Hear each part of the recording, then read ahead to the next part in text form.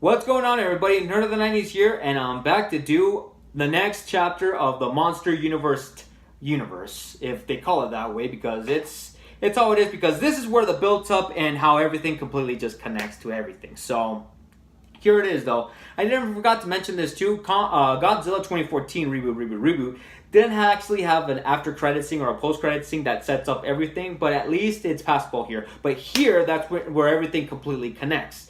So let's talk about it here, though. So let's get started. Kong Skull Island, directed by Jordan Vogt Roberts, if I pronounced their name right, starring Tom Hiddleston. Loki.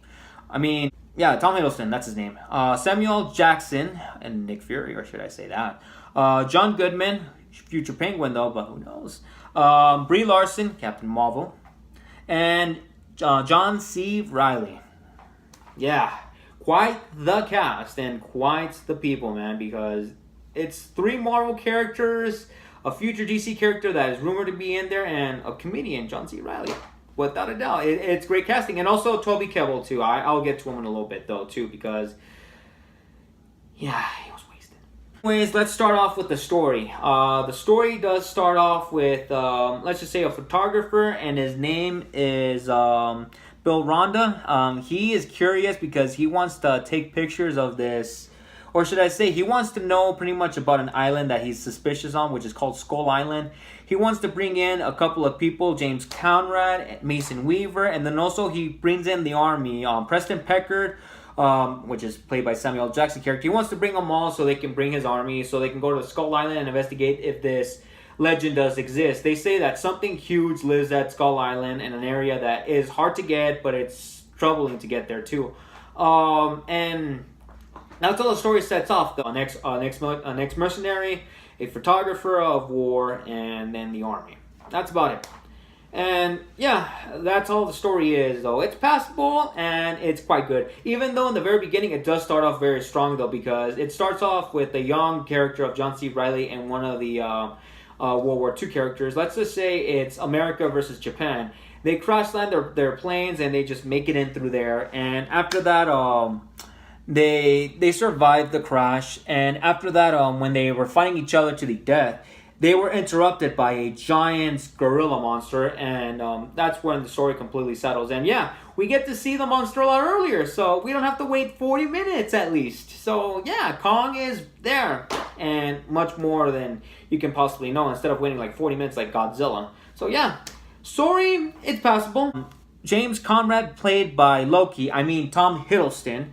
An mercenary for hire, or should I say, a soldier for hire. He is actually hired by the army and also by Bill Ronda to pretty much go investigate the Skull Island, though. But not only that, too, he has to bring in another character too. And I'm gonna squeeze these two in here because there's a lot of characters in this movie that are pretty much worth talking to because they're much more interesting. Not too generic though, a little generic, but not too generic. And that's Mason Weaver, played by Captain Marvel. Brie Larson. Jesus, I gotta stop talking about the Marvel Cinematic Universe.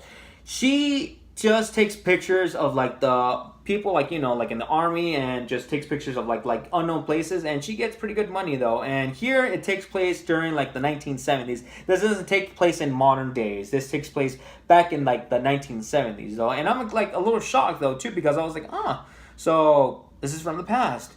Okay, but what kind of sucks though is that there is a plot hole, and I'm a little left unknown about this too, because we'll get to that very later on though. So we'll talk about that too. For Loki, Captain Marvel, James Conrad and Mason Weaver, they're passable characters. Mercenary and a photographer of war. Going in together with the army, it's passable. We're going to talk about another character, which is played by Nick Fury. Preston Peckard. Stop talking about the Marvel Cinematic Universe. Let's just say this. He wants to get everything done, and he makes sure that him and his army get it done. And he's a very serious character, but then when he gets hired by Bill Ronda, he is in for it and wants to give it a shot because, hey, all he does is just take down like a bunch of other militaries. So why not go in a mysterious island and bring in Toby Kebbell and the rest of the let's just say, disposable characters inside the fight, and yeah, let's just go in there. And all I can say is this: Samuel Jackson plays a really good character in this one in the very beginning, but then when everything completely hits the fan, he makes some of the most crappiest decisions that you're gonna be saying, Samuel Jackson, what are you doing? Don't do anything dumb. And believe it or not, he does so many dumb decisions, it's ridiculous. And here's the thing: don't mess with a giant-sized building gorilla that would pretty much just pluck you, or squish you. In other words, Here's the thing: he plays a good character in the beginning, but then later on he makes these crappy decisions and becomes a completely egotistical man that just wants to kill this giant gorilla. Dude, here's the thing: he does get it done, but in the end, it was not enough. And yeah, that's about it. Samuel Jackson is passable, but at the same time, in the end, he kind of acts like a complete a-hole. So let's talk about Hank Marlowe, played by John C. Reilly's character. Yeah, it's the World War II character that I was talking about, his young version where when they got stuck in the island. He's been stuck there for about nearly, I think, 20 to 30 years, I think. And, oh man. And he goes through a lot. And then he also meets these village people that were in there, I don't know who the village people are, but he at least provides them food and pretty much treats them like royalty, because he's the guy who pretty much confronted I was gonna say Godzilla, Kong, and also he gets treated like royalty. But what sucks is that he misses his family. He misses the good old days, watching baseball games, eating hot dogs, and just enjoying life. And believe it or not, he's stuck in the island for decades, and it kind of sucks for him. And he has a lot of character. His comedy is funny, kind of lands though, but in the end, he does take himself very seriously in this movie. And to me, in my opinion, he is a great character in this movie. And I like him more than Tom Hiddleston's character and Mason Weaver's character, and more than Samuel Jackson, believe it or not, because he's likable and you kind of root for the character. And yeah, that's about it. And I'm not saying that that Tom Hiddleston and Brie Larson suck. It's just that here, he pretty much carries the film a little bit more when you meet him, though, nearly halfway through in the movie, though. Bill Randa, played by John Goodman. I'll say this: it was his idea to bring in the army, bringing in Tom Hiddleston, and also Brie Larson's characters inside to this movie. And you know what was actually really going to happen, and things don't go really according to plan for him. He does manage to get what he needs, take pictures of pretty much about everything and stuff like that. But how the way he goes, that kind of sucks. But you know what? At least he made it. But the experience was wild, but in the end, it ate up on him. That's about it. And same thing goes for the rest of the supporting cast and the rest of the other characters. Toby Kebbell's character, I really wanted to see more of him because he was really likable. He was like the only likable soldier in the movie, and Tom Hiddleston too was cool. But man, he's gone. I wanted him to live in the movie because he does have a family, and what sucks to him is that he's wasted, and he just goes, and that kind of sucks. And as for the rest of the supporting cast, yeah, they're there. They exist. And also, let's talk about the big part. King Kong, or should I say Kong, he looks awesome. And man, he went from Diddy Kong all the way to Donkey Kong, or should I say King Kong. He is small because in King Kong, Peter Jackson's movie, he was like this tall. But here, he's like twice the size. And he's the size of Godzilla, and I can't wait to see what happens when Godzilla and Kong fight against each other. And I'm looking forward to it because Kong here, he knows how to put in a good throwdown, and he is good at it. And man, here he's not wasted. There's plenty of screen time for him, and when he shows up, like in the beginning, and then later on, at least 20 to 30 minutes later, he shows up, and then he starts wreaking havoc, destroying planes. You see him, eating stuff from, the big giant ocean. He gets attacked by those giant ocean monsters, and he just fights back. He also gets in, and then also he gets in on the fight between the army, and then the army just manages to take him down, and in the end, just got King Kong just goes, you know what, screw you, I got other problems to solve. Until another thing that just shows up in the very movie, though. And also, before it gets to that part, though, Skull Island looks really freaking awesome, and I'll give it that too. And it's an amazing place to look at, but very terrifying, though.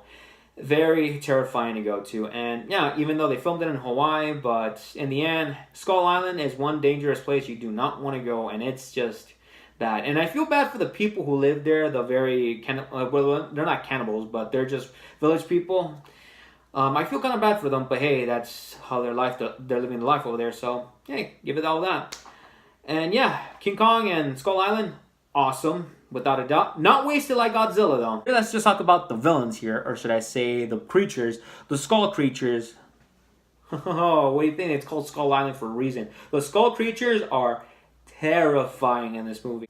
They give me the creeps, and I was watching it in the dark while I was watching it on my 50-inch screen TV, and I was like on the edge of my seat. I was like, damn, these things are freaking creepy. And believe it or not, the skull creatures are a thing to look at, but one terrifying monster that they created though, and I'll give it that. It looked cool. And the giant big boss, or should I say the skull crawlers, Skull King,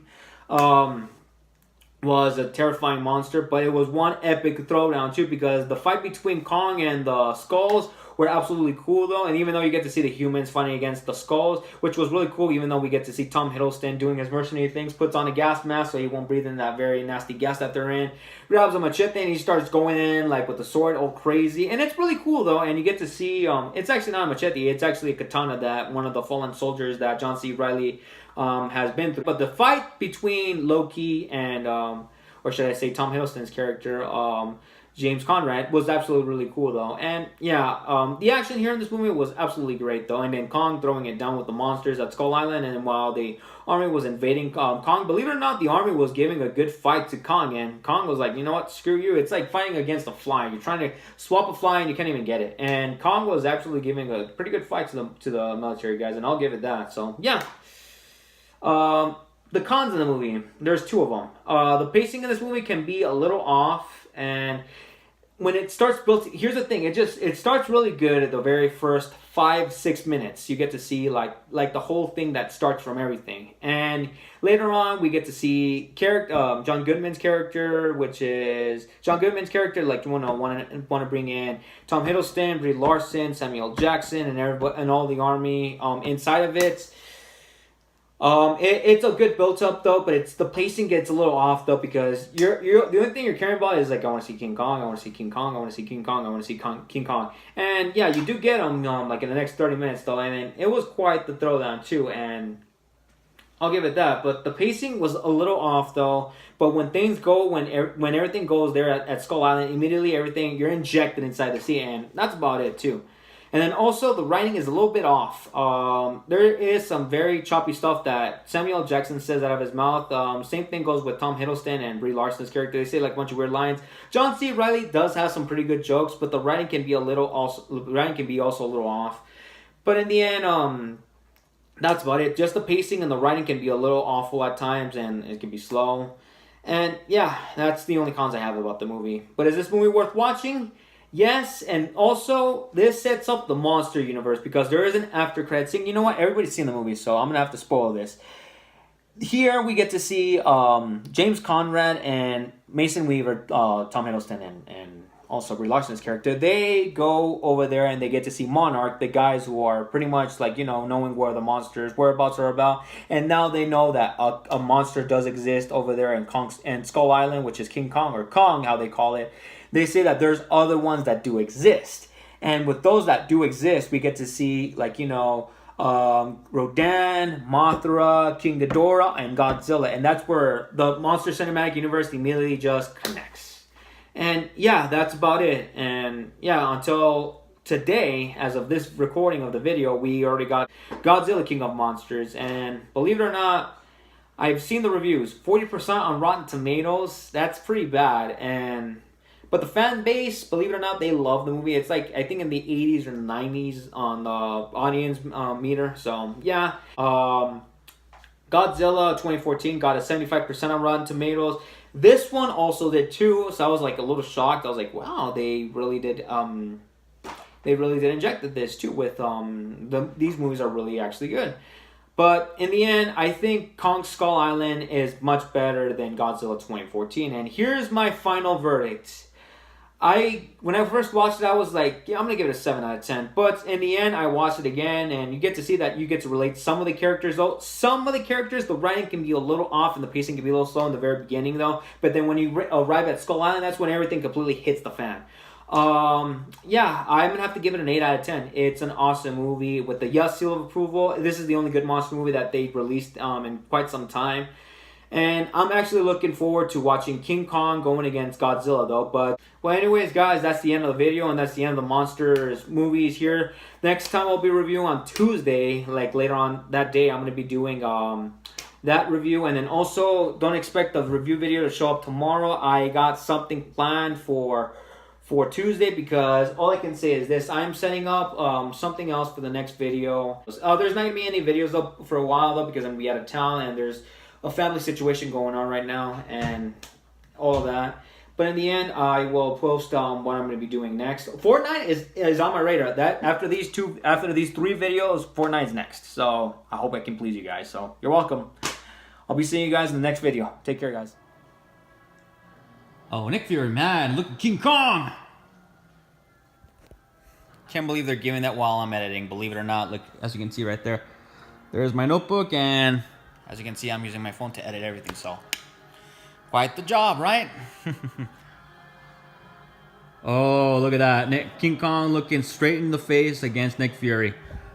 Don't mess with the Kong.